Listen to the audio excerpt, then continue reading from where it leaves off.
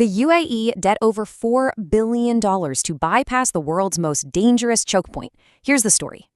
Okay, get this. Every day, 20 million barrels of oil squeeze through one single spot, the Strait of Hormuz.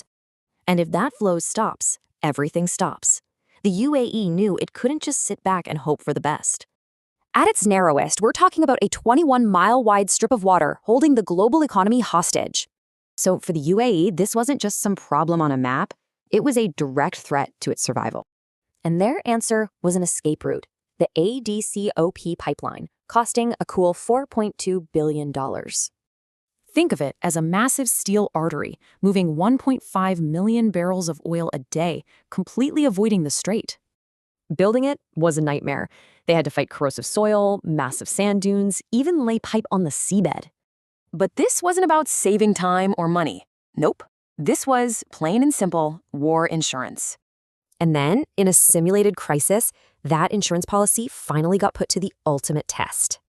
With threats mounting, the UAE flipped the switch, sending its oil straight to the backup port, Fujairah. But here's the reality check. That 1.5 million barrels, it's just a drop in the bucket. It was basically a bandage. A helpful one, for sure, but it could never replace the real thing. Let's be clear, though. The pipeline worked. As a piece of engineering, it performed flawlessly. So, if the pipe worked, what went wrong? Why wasn't it the silver bullet solution they needed? Because they didn't actually solve the problem. They just moved it somewhere else. The new weak spot, Fujairah. Suddenly, the pipeline's safe destination became a massive bullseye. This exposed a huge flaw in their thinking. They assumed any shutdown would be short. They were wrong. So, was it a waste of money?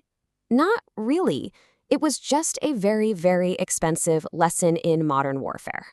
So you see, ADCOP isn't a failed project. It's a warning shot made of steel. It all comes down to this. How much are you willing to pay just to buy a little more time?